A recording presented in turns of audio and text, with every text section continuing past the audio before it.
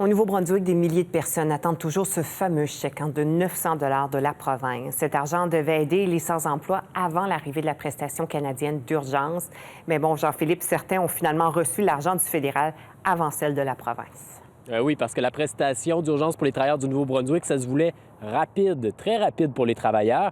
Alors, il y a beaucoup de gens comme Charlène Gauthier qui ont toujours rien reçu. Madame Gauthier, elle a fait sa demande.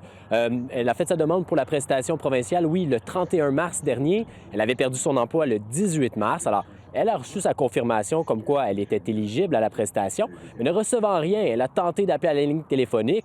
Elle n'a pas réussi à parler à personne. Alors, entre-temps, elle a dû prendre un arrangement avec sa banque pour le paiement de son hypothèque. Et ironie du sort, aujourd'hui même, elle a reçu son chômage du fédéral avant la prestation d'urgence du Nouveau-Brunswick. Inefficace. Pour moi, ça a été inefficace. Je ne peux pas parler pour tout le monde, mais je parle pour moi.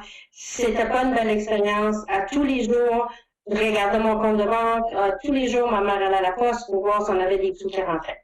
Donc, c'était inefficace, mais c'était pas agréable. Et ce qu'on se rend compte, c'est qu'elle n'est pas la seule à avoir glissé entre les mailles du filet.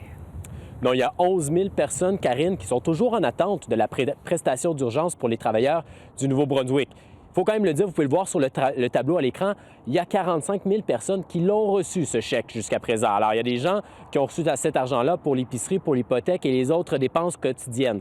En tout, la Croix-Rouge, qui administre le programme de la province du Nouveau-Brunswick, a reçu 67 000 demandes quand même. Alors, jeudi dernier, là, c'était la date butoir pour faire la demande et il y a beaucoup de gens qui n'ont pas réussi à avoir une ligne téléphonique et à parler à quelqu'un pour la faire, cette demande. Les lignes étaient gorgées parce que, à la dernière minute, à quelques journées de préavis, le premier ministre Blaine Higgs a dit qu'il devançait la date pour faire la demande. Alors, il y a des gens qui n'ont pas réussi à la faire au téléphone et à cela s'ajoute le fait qu'il n'y avait plus de formulaire en ligne. À un certain moment, la province et la Croix-Rouge ont craint que le site de la Croix-Rouge soit la cible de pirates informatiques et c'est pourquoi tout le monde devait passer par les lignes téléphoniques.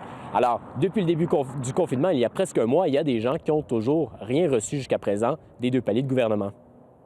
Il faut mettre l'argent dans leurs mains. Ils ont des factures à payer. Là, on est déjà le 14 avril, ça fait presque un mois qu'on a des mesures qu'on ne peut pas sortir, que les emplois ont pris fin, puis le monde a besoin de cet argent, puis il faut leur donner au plus vite possible. Donc, je ne sais pas pourquoi on n'a pas eu tous les demandes remplies à date, mais il faut le faire aussi vite que possible.